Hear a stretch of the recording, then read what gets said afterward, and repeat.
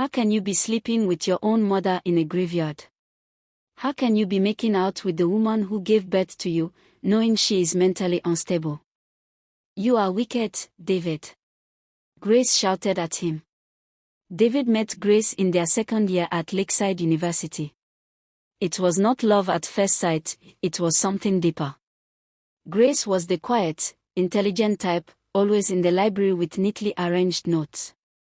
David was the outgoing hustler who balanced classes with part-time jobs just to survive. Their friendship started as study sessions, then grew into long conversations. They would sit under the old mango tree on campus sharing dreams about their future. Grace, David often said, "The day I make it in life, I'll marry you. You'll see." And she would smile warmly and reply, "I'll wait for you, David, no matter how long it takes." Their love grew simple but strong. While other couples flaunted expensive dates, David and Grace enjoyed the small things: roasted corn by the roadside, walking home under one umbrella during heavy rain, talking about a future they hoped for but could barely afford. But after graduation, reality hit them hard. David struggled to find a job. He knocked on doors that never opened. Companies wanted years of experience he didn't have. The few that offered him a chance paid so little he could barely transport himself, let alone save for marriage. Grace was also struggling. She worked as a teacher in a small private school, earning very little. Still, she supported him emotionally. "We'll be okay, my love," she always told him. But David felt crushed. He wanted to marry Grace, give her a beautiful wedding, a lovely home, children, and a life without poverty. But their dreams looked farther away each day. Still, she believed in him. But deep inside David, a dangerous thought crept in. What if there was another way? A shortcut to change everything? One day, David met the man. It was a hot afternoon. David was dragging his tired feet home after another failed job hunt. He was sweating, hungry, exhausted, and discouraged. Then a voice called out, "You look like a man tired of waiting for life to favor him." David turned. A strange man leaned against a crooked tree by the roadside. His clothes were spotless. His eyes sharp and unreadable. "Don't waste your life chasing shadows," the man said calmly. "There are faster ways out of suffering." David swallowed. "What ways?" he asked. The man smiled slightly. "If you truly want to leave this life of struggle behind, follow me." Desperation won. David followed him down a quiet hidden path. The deeper they went, the colder the air became. There, away from the world, the man spoke of wealth, power, respect, and a life free from shame. No one knew what happened in that secret place. A week later, David received a call from a company he had applied to months ago. They offered him a job, with a salary twice what he expected. From that moment, everything changed. Promotions came quickly. Opportunities opened for him alone. His rise was so fast that people whispered, "David, you must be carrying something powerful in your pocket." But only David knew the price. Grace was happy, too happy. Their dates changed from roadside roasted corn to fine restaurants. He bought her gifts, weekend getaways, and everything she had once only dreamed about. But he was hiding his secret. Then he started coming home late. Sometimes he didn't come home at all, claiming he slept at the office. Grace believed him until Saturday nights came.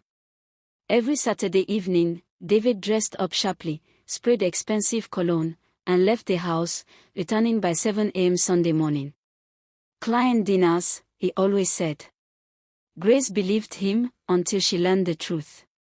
She visited his workplace one day and casually asked, "Does David still stay late at the office?"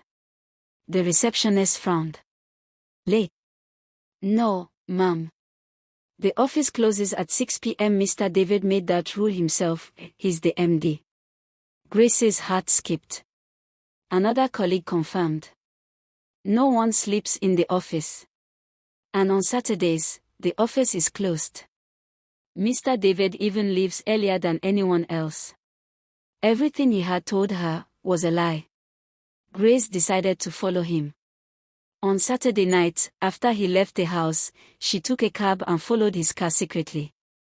To her shock, his destination was Green Hill General Hospital, where his mentally unstable mother, Mrs. Wilson, was admitted.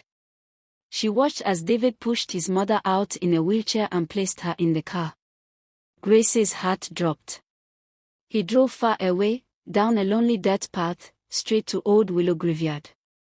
Grace hid behind bushes and watched in horror. David lifted his weak, confused mother, injected her with something, and laid her on the cold ground between graves. Then he did the unthinkable. Grace's hands shook violently. She recorded everything on her phone. She ran back to the cab trembling, crying silently. She barely slept that night. In the morning, she went to the hospital. The nurses told her, "David takes his mother out every Saturday night. He always returns her before sunrise." Grace felt sick. She confronted David that evening. "I saw everything," she shouted. "You took your own mother to the graveyard. What are you doing? Are you a ritualist?" He didn't deny it. "Yes," David said coldly. "I belong to a brotherhood. My mother is my sacrifice." Her mental state was the first thing they claimed.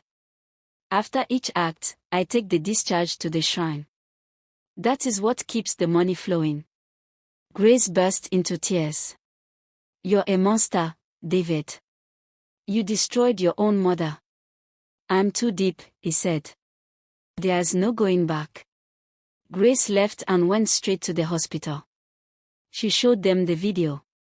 The medical board acted immediately. They transferred Mrs. Wilson to a safe private care facility far from David's reach. When David came to take her for his ritual, she was gone. His lifeline to wealth had vanished. That same night, David's sanity shattered. Whispers filled his ears. Shadows haunted him. He began running into the streets barefoot, talking nonsense, scratching his head, crying his mother's name. The brotherhood abandoned him. All his wealth disappeared.